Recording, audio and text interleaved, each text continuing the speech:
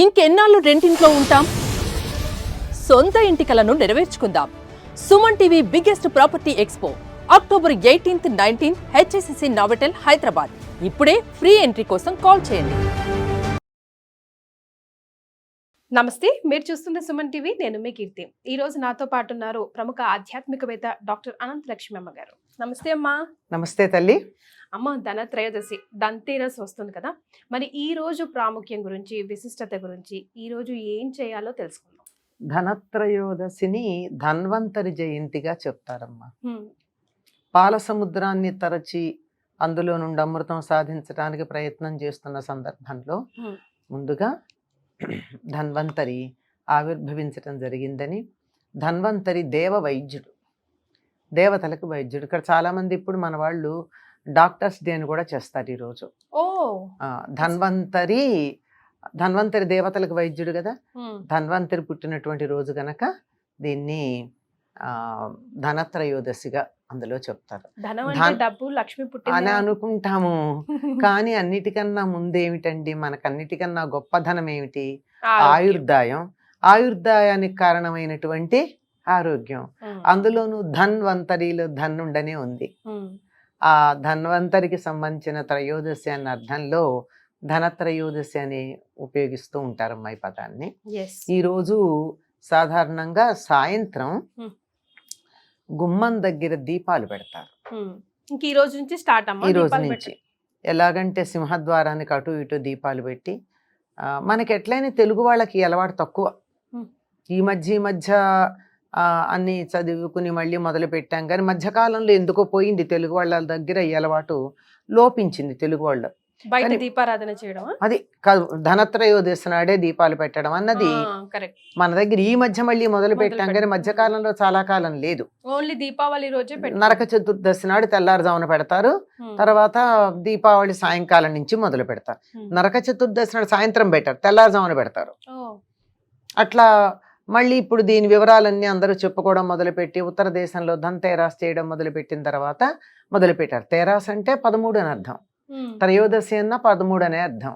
ధనత్రయోదశి, ధన తేరాస్, త్రయోదశి అదే అర్థం. అంతే.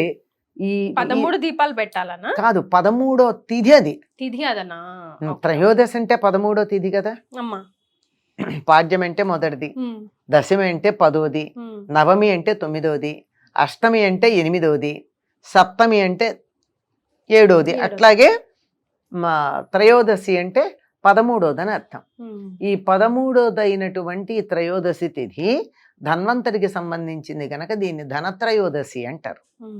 సో విశేషంగా ఈరోజు ఏం చేయాలి? ఏం చేస్తారంటే చెప్తాను కదా, సాయంకాలం సింహద్వారానికి అటు ఇటు 2 దీపాలు పెట్టి, ఒక గవ్వ పెట్టి, గవ్వ ఎందుకు పెడతారో తెలియదు, అంటే గవ్వలు ధనానికి సంకేతం అని ఒక విశ్వాసం ఉంది, లక్ష్మీదేవికి ఇష్టం అని చెప్పి ఒక సంకేతం ఉంది కనుక. ఎందుకంటే గవ్వలు ఇవన్నీ కూడా లక్ష్మీదేవితో పాటు సముద్రంలోంచి పుట్టినవి. శంఖం అంటే దానికి చాలా ఏర్పాట్లు చేయాలి, శంఖాన్ని ఎట్లా పడితే అట్లా పెట్టలేం కదా. దాని కింద అది పెట్టడానికి కావాల్సినటువంటి ముందర ఒక పళ్ళెం ఉండాలి, దాంట్లో పెట్టాలి, పూజించాలి, చాలా చేయాలి. శంఖం ఉందంటే నియమాలు. గవ్వలు పెట్టేసి బియ్యము బెల్లము అక్కడ పెట్టి, కాసిన బియ్యం గింజలు, కొంచెం బెల్లం నైవేద్యం పెట్టి, యముడికి యమాయ తర్పయామి అని చెప్పి యముడికి నమస్కారం చేస్తారు. ఈ దీపాలకి యమదీపాలనే పేరు. సో జనరల్ గా ఎప్పుడు పెట్టాం కదమ్మా ఇంకా సంవత్సరంలో యమద్వీపం అంటూ మనం. ఈరోజు నరక చతుర్దశి తెల్లవారుజామున, నరక చతుర్దశి తెల్లవారుజామున కూడా యమాయ తర్పయామి అంటూ యముడికి తర్పణాలు ఇస్తారు. ఇక్కడ కూడా ఈ యముడినే ప్రార్థిస్తారు. మరి దీనికి కారణం ఏమిటి అంటే, ఒకప్పుడు హేమరాజు అనే రాజు ఉండేవాడట. ఆయనకి కుమారుడు పుడితే వెంటనే జాతకాలు చూపిస్తారు కదా, ఆ జాతకాల్లో అతడు వివాహం అయితే 4వ రోజున మరణిస్తాడు అని ఉందిట. అందుకని ఎక్కడ అతడు పెళ్లి చేసుకోకుండా ఉండాలి, ఆడపిల్లల్ని చూడకుండా అని చెప్పి యమునా నది తీరాన ఒక గుహలో దాచి ఉంచాడు కొడుకుని. బ్రహ్మచారిగా ఉంటే మరణం రాదుగా, అందుకని. అయితే ఆయన పెరిగి పెద్దవాడయ్యాక అక్కడ ఒకరోజు హేమరాజు గారి కూతురు అటు వస్తే చూసి ఇష్టపడి వాళ్ళిద్దరు గాంధర్వ విధిని వివాహం చేసుకున్నారు. చేసుకున్నాక ఏం జరిగింది, ఆ రోజు 4వ రోజు యమదూతలు వచ్చి అతను తీసుకుని వెళ్ళిపోయారు. ఆ అమ్మాయి భయంకరంగా ఏడ్చింది. పెళ్ళైన 4వ రోజు భర్త పోతే ఎవరికైనా బాధ కదా, అందులోని ఇష్టపడి పెళ్లి చేసుకున్నది. ఆ ఏడుస్తూ ఉంటే అది చూసేటప్పటికి యమదూతలకి బాధ కలిగింది. యముడికి చెప్పారు, నాకు ఈ పని చేసినప్పుడు మాత్రం మాకు బాధ కలిగింది అని. అడిగితే సరే ఇలాంటి అకాల మృత్యువు లేకుండా ఉండాలి అంటే ఈరోజు యమ దీపాలు గనక పెట్టితే అకాల మృత్యువు పోతుంది. అసలు మృత్యువు లేకుండా అయితే ఉండదు కదా, మృత్యువు అన్నది సహజం. నిజంగా ఒక వరం గట్టిగా చెప్పాలంటే మరణాన్ని మించిన వరం లేదు మనిషికి. సగంలో చనిపోతే కనీసం ఒక 60 ఏళ్ళలో 70 అదే చెప్పేది. అసలు కాలానికి అనుగుణంగా వయసు వచ్చాక చనిపోవడం మంచిదే. అకాల మృత్యువు గురించి మాట్లాడుతుంది. అకాల మృత్యువు ఉండదు, అపమృత్యు బాధ ఉండదు.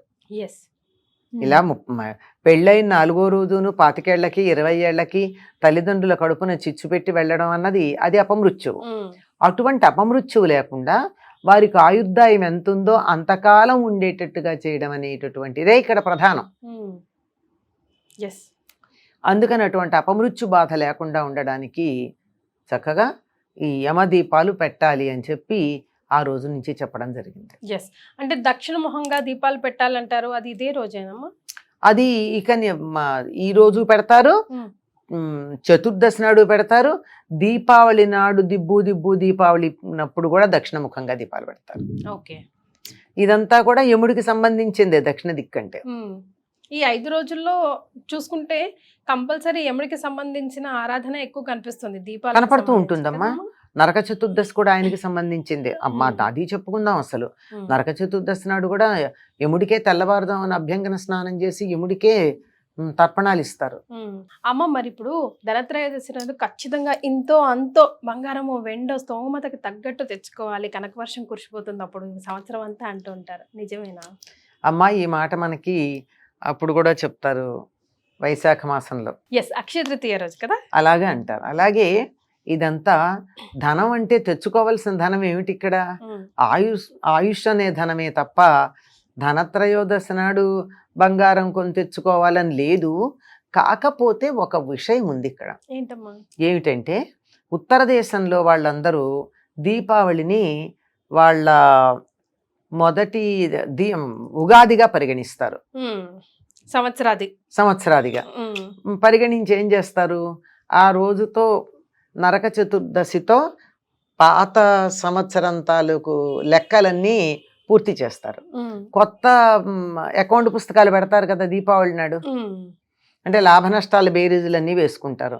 ఎవరికైనా అప్పులు ఇవ్వాలంటే తీర్చేస్తారు, ఎవరి నుంచి అన్న అప్పులు రావాలంటే తెచ్చుకుంటారు, బాకీలు ఉంచుకోరు, బాకీలు ఉండనీరు. మొత్తం అంతా లెక్కలన్నీ సర్దేస్తారు. సర్దేశాక లాభ నష్టాలు బేరీజ్ వేసుకుంటారు. లాభ నష్టాలు బేరీజ్ వేసుకున్నాక లాభం గనక ఉన్నట్టయితే దాన్ని ఎలా చేయాలి, ఏం చెయ్యాలి? ఒకప్పుడు ధనం గనక ఉన్నట్టయితే ఏం చేసేవాళ్ళమ్మా? బంగారం కొనేవారు. అదే స్థిరమైనటువంటి చరాస్తి, స్థిరమైన చరాస్తి, చరాస్తి కాదు, అలానే స్థిరాస్తి కాదు, స్థిరమైన చరాస్తి. అందుకే ఎవ్వరైనా సరే డబ్బు దాచుకోవాలి అంటే ఇవాళ ఈ నోట్లు చలామణిలో ఉంటాయి, రేపు ఉండకపోతాయి. వీటి విలువ ఏమిటో తెలియదు. ఇవాళ 100 రూపాయలకు కొన్న వస్తువు 100 రూపాయలు దాచుకుంటే తర్వాత కొందామంటే ఇవాళ కొన్న వస్తువులో సగం కూడా రాదు కొన్నాళ్ళు పోయాక. అదే బంగారం ఆ 100 రూపాయలు పెట్టి బంగారం కొంటే దాని విలువ పెరుగుతుందే కానీ తరగదు.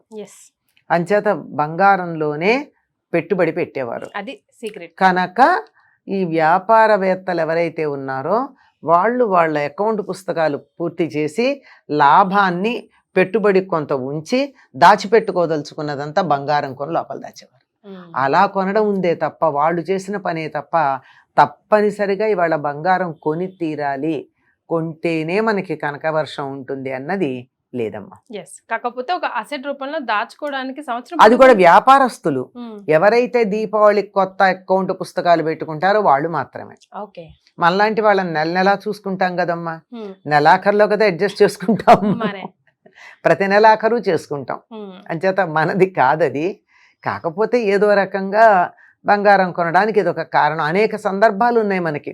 వరలక్ష్మి వ్రతానికి కొనాలంటారు, అక్షయ తృతీయకి కొనాలంటారు. ఇలా ఎక్కడ పడితే అక్కడ ఆస్తులు జాగ్రత్త పెట్టుకోవడం, సొమ్ము దుర్వినియోగం చెయ్యకుండా జాగ్రత్త పెట్టుకోవడానికి మార్గంగా చెప్పడమే తప్ప ఇందులో ప్రత్యేకంగా ఇవాళ బంగారం కొనాలి అనేటటువంటిది లేదమ్మా. Right, thank you so much అమ్మా. నమస్తే. నమస్తే.